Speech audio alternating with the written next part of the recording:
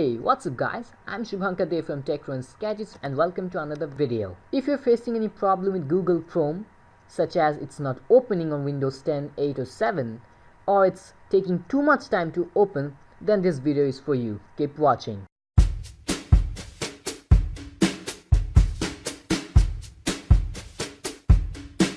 A few days earlier, I ran into a problem and I could not get it fixed. The problem was that I couldn't run Google Chrome on my Windows.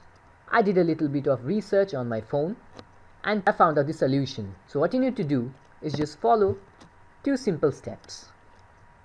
You need to delete the google.dll file from your Google admin folder. To go to Google admin folder, go to your Google Chrome shortcut. Here is it for mine. Click on Properties, copy the path,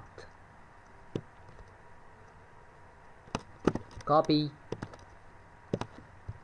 go to the URL bar and control paste.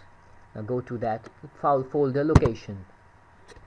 As you can see, I do not have any .dll file over here. So go to the product version. There are two accounts, as you can see. This is my primary account, and here you'll find Google Chrome.dll file. You just have to delete it. What it does basically is that it deletes your Google account settings from your computer, not from the Google servers of course.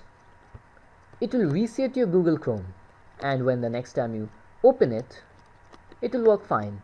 And this is one method. There's also another method, and that is, if you have Windows 10, 8 or 7, just hit the run bar and type cmd. That is command prompt. Now run it as administrator, click on yes, and type netsh space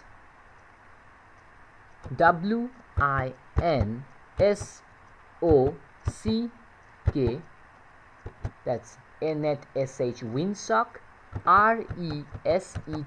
reset, netsh winsock reset, and hit enter. And when you hit enter, it will reset the settings of the network adapter, and after restarting your device you can open Chrome and use it normally. It will be fixed completely, and that's all.